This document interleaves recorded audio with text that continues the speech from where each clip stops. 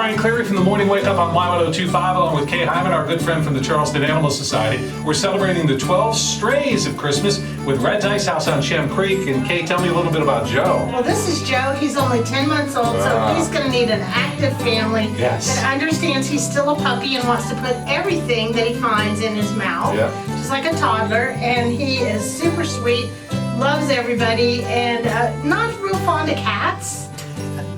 Noticed that in the lobby.